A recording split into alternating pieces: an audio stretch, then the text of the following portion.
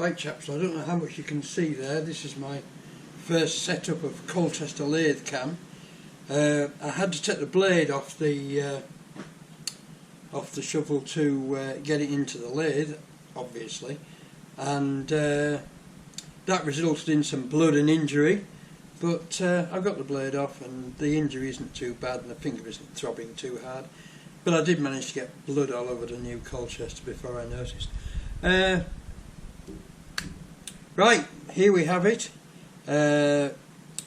First of all, things like this are never straight. They're artisan made, they're blacksmith made, they're twisted, they're bashed to look straight, and that's it. Now, to straighten things in the lathe, when you've got a piece of bar like this, which is barley sugar twist to start with, you haven't got an even surface to grip on it. By far the best way to do it. Once it's softened, of course it was hard before, it wouldn't have moved.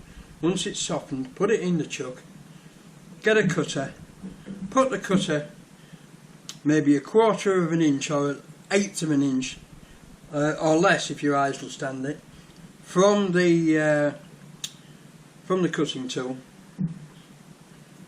Put the machine into neutral, spin it like that, and you'll see the gap between the cutting tool and the job going wider and narrower. Move it round to the widest, take the trusty hammer and tap it back half of the distance. Very soon you will find you can get it, with a couple of taps you can get it near enough to turn, and let's face it, that's all we need. Right, I've just taken 1/10 off that as an experimental cut. It's about 4.7 at the moment, 0.47. I need to go down to 0.35 to put a 5/16. Or is it 3/8 Whitworth? It's 0.35 anyway, for the thread to match the other two. So I'll get on with that now, and I'll just show you a cut. But I think maybe people get bored stiff with watching lathes cutting metal. Maybe they don't, but here we go anyway. Put it in gear. Slow. Right, that'll do. So we're going. We're about on a touch there. Yeah, that's touching near enough. So we'll call that 0. Then we'll take a 1/10 cut off. Bring it in. And here we go.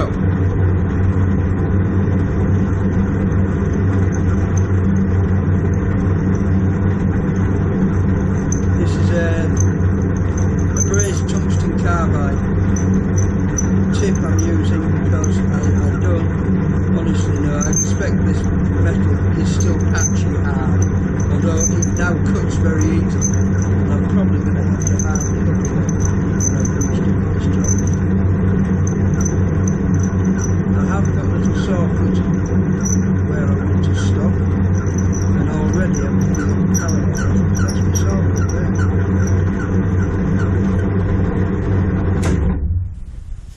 Let's just have a look at that. That is in fact bang on my saw cut, so that's what I need reducing to 0.35. So let's have a look.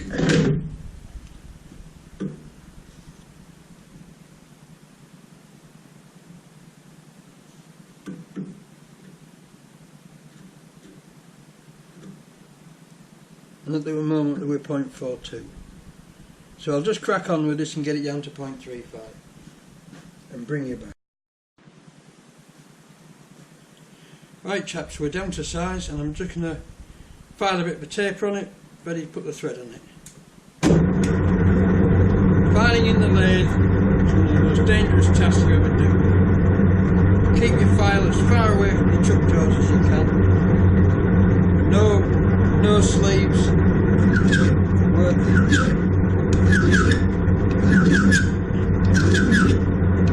Be aware of what you're doing at all times.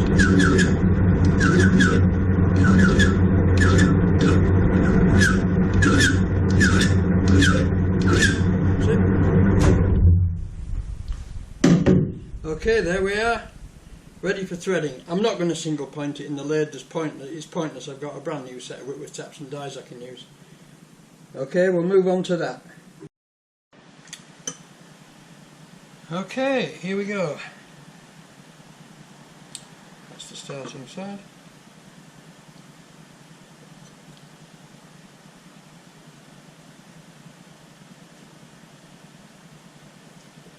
There she goes, she's bitten. Yes! Yes, yes, but yes.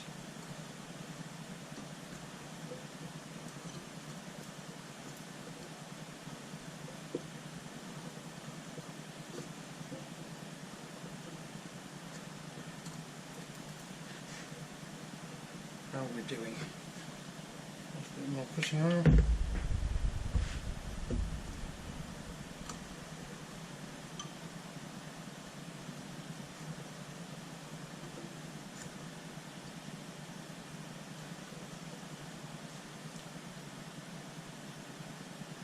That's, I think that's about it. It's about as far as we go. So look, no, a little bit further.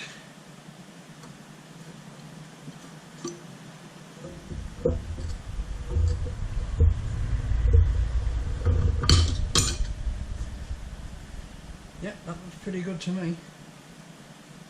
Just do a little bit more on there.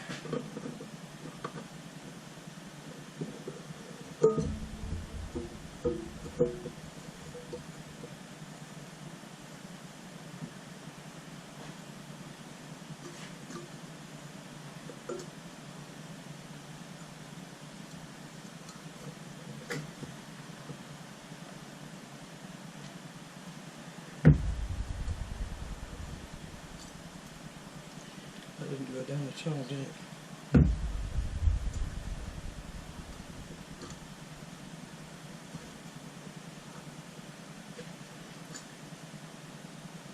Yep, that'll do it.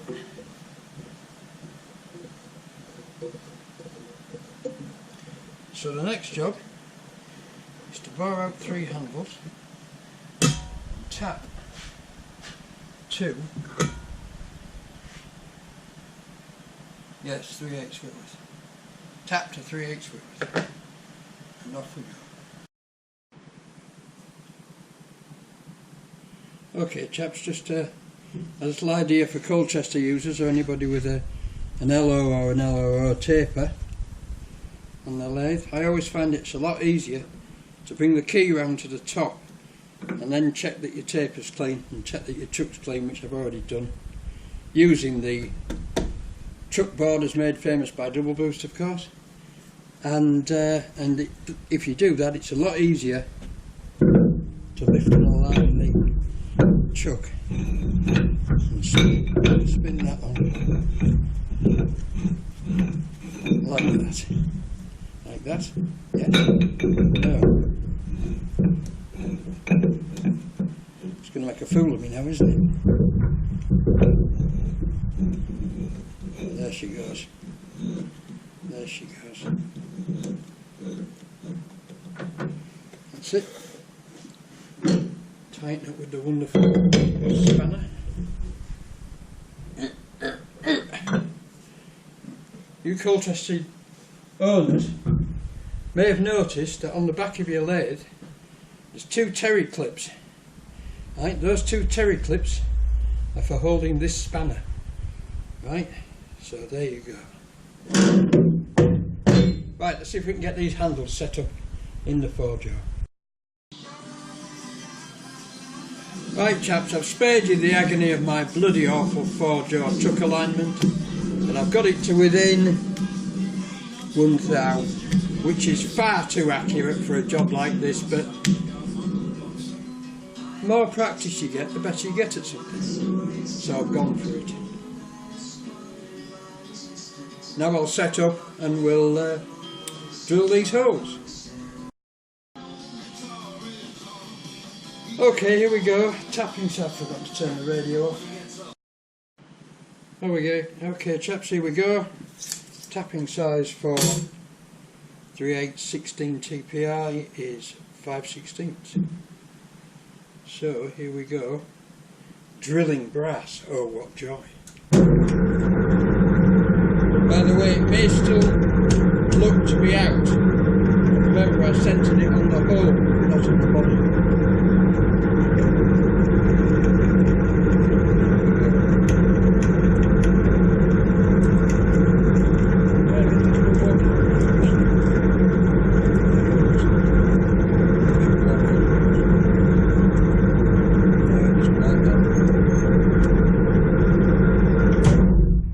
Tighten up and try again.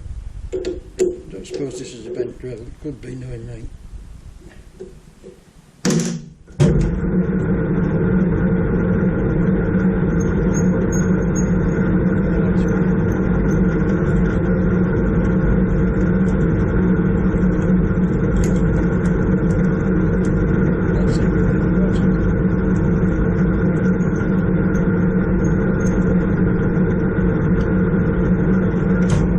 Okay, I'll do the others off camera because it's surely not that bored that you want to watch a man drill 4 5/16 holes, or at least 3 5/16 holes. Okay chaps, there we are, all bored and threaded and a beautiful sort of fit. There we go. So we've improved these antiques no end. I'm going to have to warm this up again in the forge, and then probably oil quench it to put the hardness back into it, and then I've got to rivet the blade back on the shovel, but unfortunately I have no rivets. I'll have to order some over the weekend, the 732nd, but it's alright because I've got another pair of rivets that another shovel that I'll need a pair of rivets for as well, so I'll order a box of 732 rivets, and probably while I'm at it some quarter rivets and some 5/16 rivets as well. There's the other two fitted up, and very nice to look too, or at least Andy will like them. Right chaps, well that's it for this week. So what I'll do is next week I'll tag on to the beginning of next week's the riveting of the shovel blade, and then we'll probably get on with the other ones, but that'll be next week's video. Okay, thanks for watching, thanks for subscribing, and thanks for all the comments I'm getting both on the forums and on YouTube. Bye now.